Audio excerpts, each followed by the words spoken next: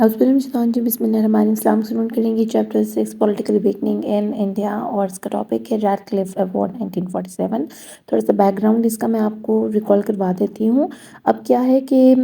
پاکستان جو ہے وہ بننے جا رہا ہے، اور یہ 1947 کی بات ہے جب لارڈ ماؤنٹ بیٹن جو کہ وائس رائے تھا، final viceroy of India, اس نے یہ ڈیسائیڈ کر لیا تھا کہ جی اب ہم نے انڈیا کو 2 حصوں میں پارشلی ڈیوائڈ کرنا ہے، اور ایک حصہ پاکستان بنے گا اور ایک انڈیا بنے گا۔ اب ضرورت تھی ڈیمارک کرنے کی بارڈرز، ٹھیک ہے، یعنی حدیں جو ہے نا ان کے اوپر لائن لگنی ضروری تھی، ان کو بارڈرنگ کرنا ضروری تھا کہ کون سے علاقے پاکستان کے پاس جائیں گے، کون سے ہندو اپنے پاس رکھیں گے۔ تو اس کو بتانا اس لیے ضروری تھا تاکہ آپ ریڈ کلف ایوارڈ کو اچھے سے سمجھ سکیں۔ تو سٹارٹ کرتے ہیں اپنی reading. According to the 3rd June plan, the province of Punjab and Bengal were to be divided into Muslim and non-Muslim majority areas۔ ابھی بات صرف ہو رہی تھی پنجاب اور بنگال کی، ٹھیک ہے، اس کے بعد انہوں نے باقی علاقوں کی بھی بات کرنی ہے، ٹھیک ہے۔ تو ابھی ریڈ کلف میں جو مین جگہوں کی بات ہو رہی ہے وہ ہے پنجاب اور بنگال، اور ان کو ڈیمارک کرنے کے لیے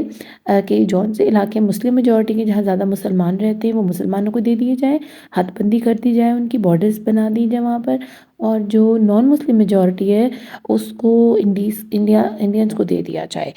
separate commission were constituted for the demarcation of boundaries۔ اب ایک نیا قسم کا جو ہے نا سیپریٹ کمیشن بنایا گیا، ٹھیک ہے، اور اس میں کچھ لوگوں کو مدعو کیا گیا کہ وہ آ کر یہ حد بندیاں کریں، ٹھیک ہے، نہ وہ انڈینز ہیں نہ وہ مسلمس ہیں، کوئی دوسرے علاقے کے لوگ ہیں، یعنی انگریز ہی ہیں۔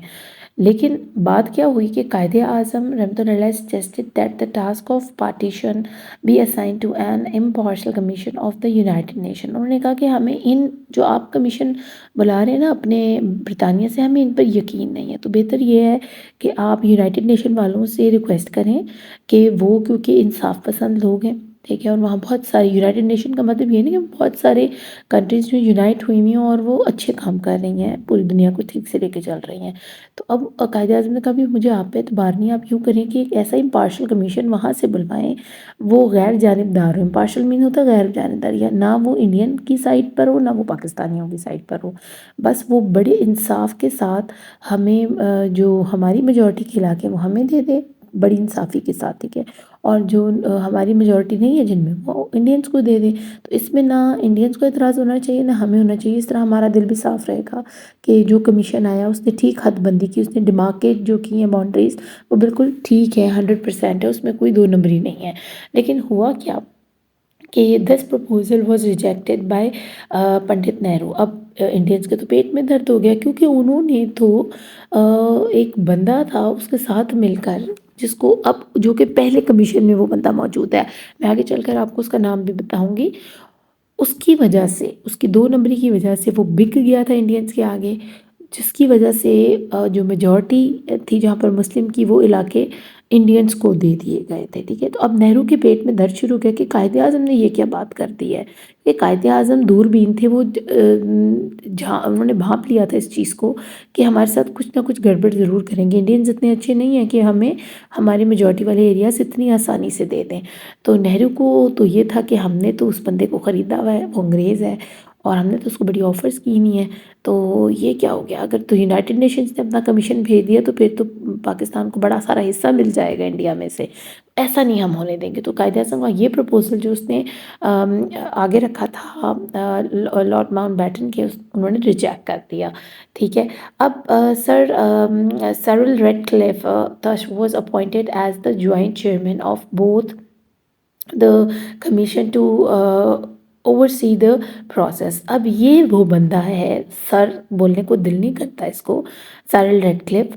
جس نے ساری دھاندلی کی ہے، ٹھیک ہے۔ اور لارڈ ماؤنٹ بیٹن بیسکلی اس سارے بیک گراؤنڈ کے اندر واحد ایک ایسا بندہ ہے جو قائد اعظم کا حامی ہے، جو مسلمانوں کا حامی ہے، یعنی وہ انصاف پسند ہے اگر دیکھا جائے برٹش دور میں۔ اگر کوئی بندہ مجھے سمجھ آتا ہے تو وہ صرف لارڈ ماؤنٹ بیٹن ہے، اور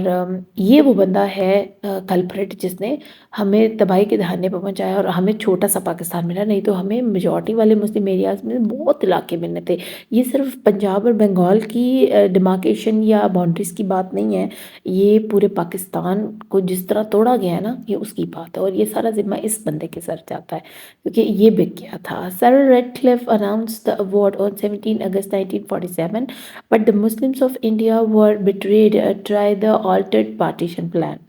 اب اس نے بڑے مزے سے 17 اگست کو 1947 کو اپنا جو ایوارڈ ہے نا، یعنی جو اس نے ڈیمارکیشنز کی تھی، جو باؤنڈریز، جو اس نے حد بندیاں بنائی تھی اور جو علاقے مسلمانوں کو دیے تھے اور انڈینز کو دیے تھے، اس نے وہ 17 اگست کو پیش کر دیے، ٹھیک ہے، اور کہا جی یہ میں نے پارٹیشن کر دی، لیکن مسلمانوں کو دھوکہ دیا گیا تھا اس پارٹیشن کے اندر۔ وہ کیسے؟ Many Muslim majorities areas in Punjab including Gurdaspur, Pathankot ہے، بٹالہ ہے، اور ڈسٹرکٹ فیروز پور ہے، اور were given to India without any justification. اب اس میں سے یہ جو 4 علاقے ہیں آپ نے اچھے سے یاد کرنے، گرداسپور ہے، پٹھان کوٹ ہے، بٹالہ اور ڈسٹرکٹ فیروز پور، یہ وہ 4 علاقے ہیں جہاں پر بہت زیادہ مسلمان رہ رہے تھے، اور بغیر کسی وجہ کے ریزننگ دیے، کچھ جسٹیفائی کیے اس چیز کو کہ بھی ہم نے یہ والی پارٹیشن کر کے مسلمانوں کے جو میجورٹی والے علاقے ہیں ہم نے ہندوؤں کو کیوں دیے ہیں، ہمیں بالکل اس قابل ہی سمجھا گیا کہ ہمیں بتایا جاتا کہ ہمارے ساتھ یہ ناانصافی کیوں ہو رہی ہے۔ The rulers of the princely states were pressurized to join India. 3 Muslim states, including Kashmir, Hyderabad, and Junagadh, were not given the choice to decide their future۔ اب جتنی princely states like 500 600 princely state تھیں، ٹھیک ہے، اور ان میں سے ان کو الاؤ کیا گیا تھا کہ وہ انڈیپینڈنٹ ہیں اس چیز کے لیے کہ وہ چاہے انڈیا کے اندر مرج ہو جائیں، چاہے پاکستان کے ساتھ اپنا گٹھ جوڑ بنا لیں، ٹھیک ہے نا، they were free to use their decision۔ لیکن اس میں سے جو جوناگڑھ والے ہیں نا، اور حیدرآباد اور کشمیر، جو کہ آنا ہی آنا تھا ہمارے پاس، کشمیر کا ایشو کیوں بنا؟ اسی وجہ سے تو بنا کہ کشمیر بھی ہمارے ساتھ مرج ہونا چاہتا تھا، جوناگڑھ بھی اور حیدرآباد بھی، اور یہ بھی بہت بڑی بڑی پرنسلی اسٹیٹ تھیں، یہاں نواب زادے رہتے تھے، بڑی یہ آزاد ریاستیں تھیں اور بڑی پاورفل تھیں، بڑی پیسے والی تھیں، تو کچھ کو تو ویسے ہی اجازت نہیں ملی، جن میں یہ 3 ہیں، ٹھیک ہے، کہ وہ یہ 3 مسلم اسٹیٹس کو تو بالکل آنے نہیں دیا گیا، کہ ان سے پوچھا ہی نہیں گیا، ان کو اجازت ہی نہیں دی گئی کہ تم جاؤ پاکستان میں مرج ہو جاؤ، اور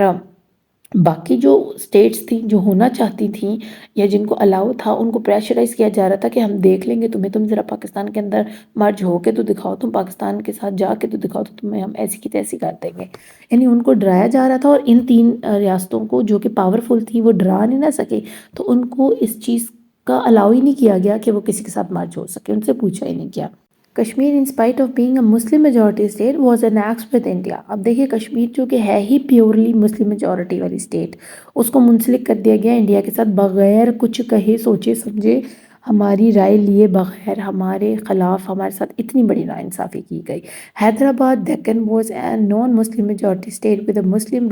ruler the Nizam۔ It was a wealthy and resourceful state and had the potential and desire to remain independent according to the partition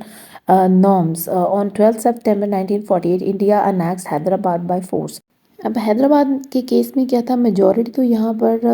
جو تھی نان مسلم تھی، یعنی صرف ہندو نہیں تھے وہاں، اور بھی جو ہے نا اقلیتیں رہتی تھی، جیسے اس میں کرسچنز ہیں یا پارسی ہیں یا سکھ ہیں، ٹھیک ہے، لیکن اس کا جو بادشاہ تھا وہ مسلمان تھا، اس کا نام تھا نظام، ٹھیک ہے، اور یہ بڑی ریسورسفل، بڑے پیسوں والی، بڑی بہترین قسم کی ریاست تھی اور آزاد تھی، اور وہ چاہتے تھے کہ ہم آزاد ہی رہیں، ٹھیک ہے، ہم نے نہ انڈیا کا حصہ بننا ہے، نہ ہمیں پاکستان میں مرج ہونا ہے، اور ہم جس طرح پہلے برصغیر پاک و ہند میں آزادی کی حیثیت سے رہ رہے تھے ویسے ہی آپ ہمیں چھوڑ دیں، لیکن اس کو بھی زبردستی 12 ستمبر 1948 کے اندر منسلک کر دیا گیا انڈیا کے ساتھ، اور وہ بھی بائی فورس، یعنی زبردستی ہوا ہے سب کچھ۔ پھر اس کے علاوہ Junagadh was a Hindu majority area with a Muslim ruler, again Hyderabad کی طرح جوناگڑھ کا جو علاقہ تھا وہاں بھی میجورٹی مسلمانوں کی نہیں تھی، لیکن بادشاہ مسلمان تھا، اور وہ نواب تھا کوئی، ٹھیک ہے۔ انڈیا ٹوک over Junagadh forcibly in 1947 by sending its forces inland despite the fact that Junagadh had joined Pakistan۔ اب جو کیونکہ مسلم اس کا بادشاہ تو وہ تو پاکستانیوں کے ساتھ ہی مرج ہونا چاہے گا نا، جیسے کہ حیدرآباد کا بادشاہ ہونا چاہ رہا تھا اب بعد میں، ٹھیک ہے، ڈر تو ان کو یہی تھا کہ حیدرآباد کا ابھی تو یہی کہہ رہا ہے کہ بھی میں نہیں مرج ہونا چاہتا نہ انڈیا کے ساتھ نہ پاکستان کے ساتھ، لیکن ڈر انڈینس کو یہ تھا کہ ہے تو مسلمان ہی نا، یہ بھی جونا گڑھ والا بھی اور حیدرآباد کا بادشاہ بھی، تو یہ بعد میں جا کر نہ پاکستان کا حصہ بن جائے، کیونکہ یہ بڑے ریسورسفل ریاستیں تھیں، بڑے پیسے تھے ان کے پاس، بڑے ٹھیک ٹھاک لوگ تھے، تو اس سے تو پاکستان کی سمجھ لیں کہ طاقت بننا تھا انہوں نے جا کر، بس اس وجہ سے اس کو بھی 1947 میں زبردستی حصہ بنا دیا گیا انڈیا کا، اور کیسے یہاں باقاعدہ فورسز بھیج دی گئیں، ٹھیک ہے، جیسے کشمیر کے اندر انہوں نے ان لینڈ فورسز بھیجی اپنی، یہاں بھی یہی حرکت کی۔ اب اس میں ریڈ کلف ایوارڈ میں جو آ جا کر بات آپ کو سمجھنے والی ہے نا کہ کشمیر کا ایشو ابھی تک کھڑا ہوا ہے، حیدرآباد اور جونا گڑھ تو انہوں نے ایڈجسٹ کر لیا انڈیا کے ساتھ، بے شک ان کو فورسبلی یہ سب کچھ کروایا گیا، آہستہ آہستہ وہ لوگ عادی ہو گئے اس چیز کی، کیونکہ ان کی میجورٹی مسلمانوں کی نہیں تھی، نان مسلمس تھے، تو ان کو ایڈجسٹ کرنے میں اتنا مشکل نہیں ہوا، لیکن کیونکہ کشمیر میں کمپلیٹلی مسلم میجورٹی تھی، تو اس لیے آج تک جو ہے نا کشمیر کا ایشو جو ہے اس دن سے چلا آ رہا ہے، اور آج کا یہ دن دیکھنے کو مل رہا ہے، یعنی ابھی تک وہ ڈسپیوٹ جو ہے نا وہ سولو نہیں ہو سکا، وہ مقبوضہ کشمیر بیچارہ مقبوضہ کشمیر ہی ہے، ٹھیک ہے، تو یہی وجہ تھی اس ریڈ کلف کی وجہ سے، اس بندے کی وجہ سے یہ جو مسلمانوں کا اتنا خون بہا ہے نا کشمیر کے اندر، یہ سارا اسی کے ذمہ جاتا ہے، اور روز محشر یہ سائرل ریڈ کلف جو ہے نا یہ بندہ ویسے کافروں میں ہے، کافروں میں سے ہے، لیکن اس کے ساتھ جو ہوگی نا وہ اللہ معاف کرے، اور اگر ہٹلر کو اس کے مقابلے میں کھڑا کر دیا جائے نا تو ہٹلر کو پھر بھی معافی مل جائے گی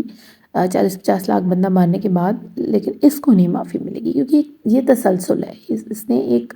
زیادتی کی ہے جو آج تک لوگوں کو بھگتنی پڑی، نسلوں کی نسلیں تباہ ہو گئی ہیں اس کی وجہ سے، ٹھیک ہے، لیکن ہٹلر کون تھا؟ اس نے یہودی مارے تھے، تو وہ ہمارے حق کی بات تھی، اس نے اچھا کیا تھا جو کیا تھا۔